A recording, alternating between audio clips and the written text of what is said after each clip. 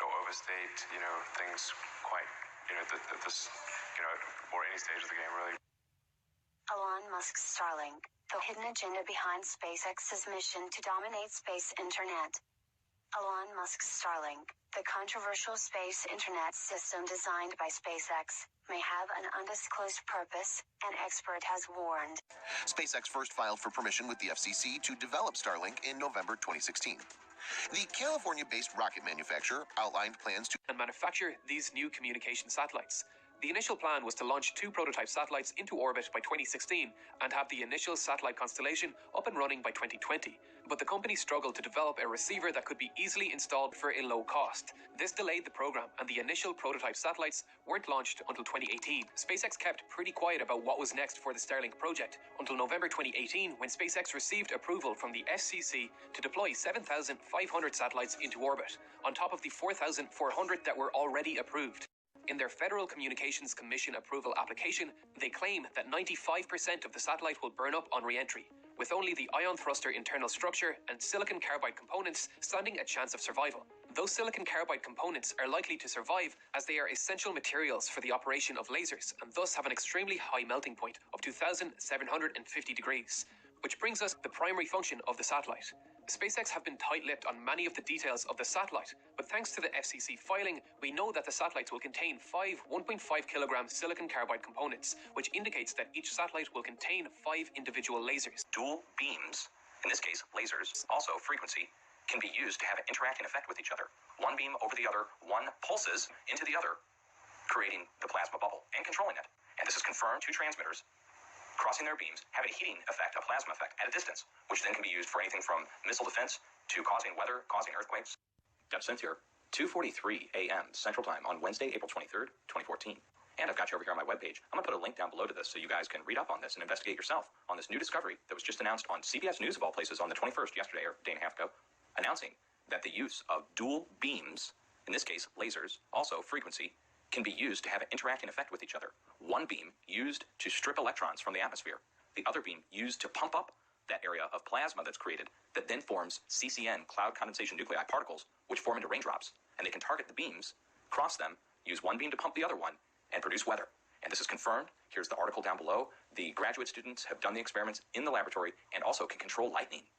So we're not just talking about making a plasma area, making lightning and controlling where it goes using 2 transmitters. Now, scalar interferometry, that is something that was a term that was coined by Lieutenant Colonel Thomas Bearden in the 1980s, where he talked about 2 transmitters crossing their beams, having a heating effect, a plasma effect, at a distance, which then can be used for anything from missile defense to causing weather, causing earthquakes, and he explains it all. In the 1980s, he does a full conference. This is just a small part of that. I think it's like 2 hours long. Anyways, you can watch Thomas Bearden explain scalar radar in the 1980s, or you can read the article confirming one beam over the other, one pulses, their word, not mine, into the other, creating the plasma bubble and controlling it. And they call it a filament. Now, here's a diagram showing real-life examples of scalar interferometry happening. We're talking about 2 beams crossing, having an effect or an excitement where the beams cross. Here's another one. Where the beam crosses, the other beam is excited. And here's an example, real life, again, in a storm where we have 2 intersecting radar stations, one right in the middle, and we've got a interferometry happening in between the 3. This is during the time of the Joplin tornado. We've had some very severe weather events caused by frequency. The United States Navy used frequency only, not lasers, frequency, HAARP and a radar to generate a plasma bubble in the atmosphere and then control it, pump it up, and move it for over an hour. That was at the start of 2013, U.S. Navy using HAARP up in Alaska. High Frequency Active Auroral Research Project, HAARP. 30 miles from Fairbanks, Alaska, the public patent was titled A Method and Apparatus for Altering a Region of the Earth's Atmosphere, Ionosphere, and Magnetosphere. Patent number 4686605 claims the following uses. Cause total disruption of all forms of communications over a very large portion of the Earth. Missile or aircraft destruction, deflection, or confusion. Weather modification by altering solar absorption. Also, altering composition of the atmosphere. This patent was classified by the Navy under National Security Order in 1987, but other public patents exist for purposes of power beaming systems, artificial ionospheric mirror composed of a plasma layer, creation of artificial ionizing clouds above the Earth, defense system for discriminating between objects in space, nuclear-sized explosions without radiation. HAARP is described as a research instrument for studying the ionosphere, an ionospheric heater, or IRI, of which many exist, but HAARP is special. The ability to focus energy and the unprecedented amount in gigawatts, billions of watts, makes it literally millions of times more effective at heating the region about 120 miles above the Earth's surface. The atmosphere has most of its density below 30 miles altitude. The ionosphere is the very thin layer above that absorbs dangerous ultraviolet radiation and makes life possible on Earth. There is very little mixing normally between the two layers, but disturbances in the ionosphere translate to changes in weather, such as normally occurring sunspots and the solar wind. The main idea behind HAARP is the ability to direct electrons along the naturally occurring magnetic field lines of the Earth and accelerate them to near the speed of light to form a protective shell of highly excited particles that not only block communications worldwide, but destroy missiles in their trajectory as they descend from space. The effects can be localized by punching a hole through the ionosphere to superheat an area 30 kilometers in diameter into a plasma shield. Any missile or aircraft would be destroyed that tried to fly through the plasma, which is the fourth state of matter. A hole in the ionosphere above an enemy country could kill by allowing solar radiation to strike the surface unhindered. Weather modification could also be used as an instrument of warfare by manipulating the electric jet and the jet streams that dictate climate. The publicly stated aim is C3, Command, Communication, and Control. The signals in the ELF extremely low frequency range can be generated by HAARP. Dr. Richard Williams says the high-energy experiments will generate the equivalent of the output of 10 to 100 large power generating stations, and that, quote, tests of these kinds could cause irreversible damage.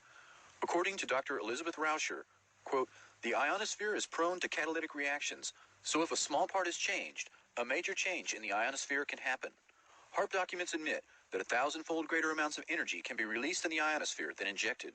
Stanford University experiments beaming radio waves into the magnetosphere detected the signals halfway around the world. Some were amplified 1,000 times.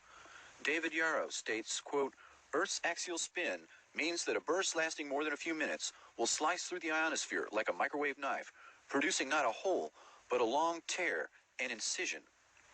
HAARP documents describe intentionally trying to get a runaway effect in the ionosphere. Quote, the instabilities commonly studied are approaching their maximum radio frequency energy dissipative capacity, beyond which the plasma process will run away until the next limiting factor is reached. The first atomic weapons testing was done without knowing if the chain reaction would stop or keep going. Dr. Oppenheimer admitted years later that, quote, the government knew that the scientists didn't know. The decision to pulse several gigawatts of energy into the ionosphere could cross a threshold. Eventually, the Earth would explode. The HAARP project manager describes the experiment of Earth-penetrating capability using frequencies of 10 to 20 hertz pulses per second, or maybe 1 hertz, 1 cycle per second type waves. This range of frequencies are the same dominant frequencies within which the human brain normally operates. The military, particularly the Navy and Air Force, have extensive research on the negative effects of extremely low-frequency radiation. These effects have been well documented, but the government easily deflects public concern by playing down the effects and minimizing the risks.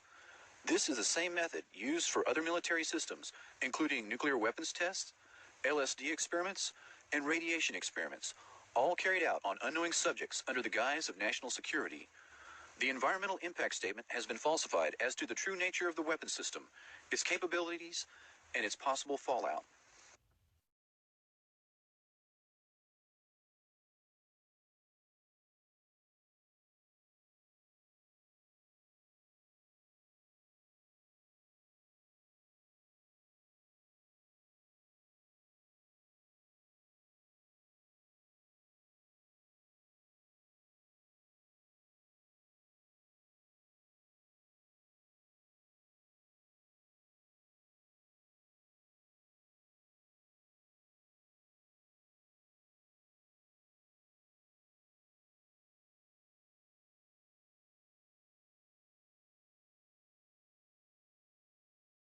We know this will be done with phase array antennae, which are radio antennae which can control the direction of their transmission without moving parts. Instead, they use destructive and constructive interference to control the direction of the radio wave. This is so-called phase array. What it means, every antenna generates power, and this power is distributed in some spherical form, shape, and just propagate into the space.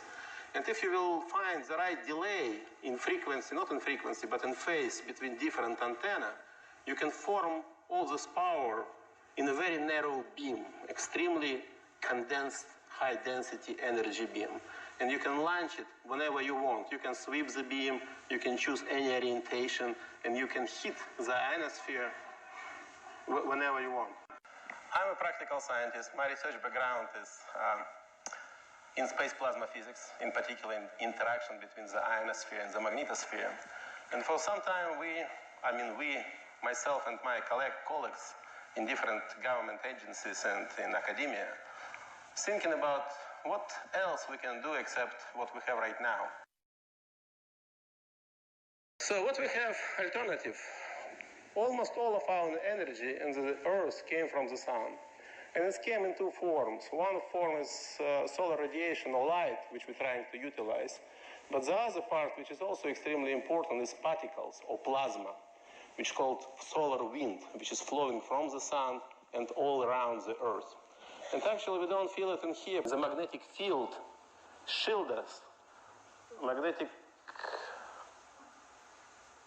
field in here protect us from the radiation from the sun, from the particles. But these particles move along the magnetic field, and they hit the atmosphere at high latitude. And very soon, 6 million people lost electricity for most. And actually, this tragic event was the beginning of the new era. What may happen? So can we do it in some controllable fusion? Some controllable way? In order to do this, this is exactly where all the science, physics, and space science came from. We have the magnetosphere, and we have magnetic field lines flowing in here. This is where the currents generated by the sun somewhere here propagate over the Earth. And here on the Earth, we have ionosphere. The ionosphere is a layer of very ionized gas about the altitude 100 kilometers or 100 miles, which is in this case all the same, because it's from 100 kilometers up to 1,000 kilometers. So here, the currents coming from the sun starts to close and form the loop in this part of the ionosphere at high altitude. So basically, the idea was, if you're sitting here and by some way you can change parameters of this ionosphere in this location, for example, by heating the ionosphere or putting particles in here, then you will change conductivity. And the current flowing through this loop will start to pulsate with some particular frequency. Now you are in business because you have dB dt, and according to the Faraday's law, this is what gives you EMF on the ground. But can we do this in this scale? And it happens that we can, actually, because nowadays we have some facilities, which is called HAARP, High Altitude Auroral Research Program. This is a transmitter which is staying on the high latitude in Alaska. So this is the size of the antenna field. And each antenna is there is 160 antennas around. This is so-called phase array. What it means, every antenna generates power, and this power is distributed in some spherical form, shape, and just propagate into the space. And if you will find the right delay in frequency, not in frequency, but in phase between different antenna, you can form all this power in a very narrow beam, extremely condensed high-density energy beam. And you can launch it whenever you want. You can sweep the beam, you can choose any orientation, and you can hit the ionosphere whenever you want. And this is actually the picture from our experiment, what we did. This is the picture, the beam which we producing during one of our experiments. And this is projection of this beam on the ground. So we try to change the conductivity in some particular location in the ionosphere in time when the current, according to our estimation, flows through this particular region. And this is what's happened. This is the most successful of our experiment. This is a magnetic field which we're measuring on the ground near the HAARP location. And this is the time in hours. And what you see is that for a long time, like 5 or 6 hours, there was nothing happened during this day in Gakona, Alaska.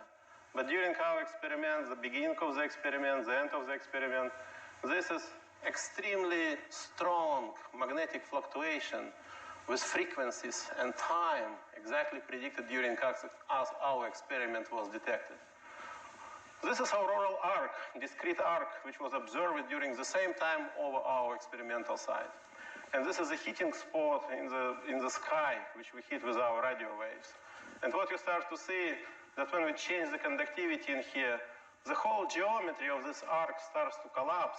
This is a current which is flowing in this direction. Yeah? And here, when we start to change the conductivity, the current changes orientation in the sky, and finally the whole this thing looks like this one.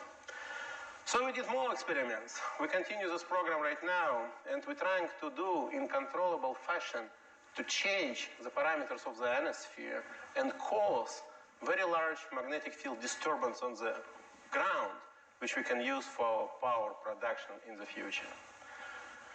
And we know how to change. And it seems to me now we're on the verge that we can start to work with the ionosphere and cause a disturbance in the whole magnetosphere all around the world. And if you want to be the part of this team, if you want to join us, it's very simple.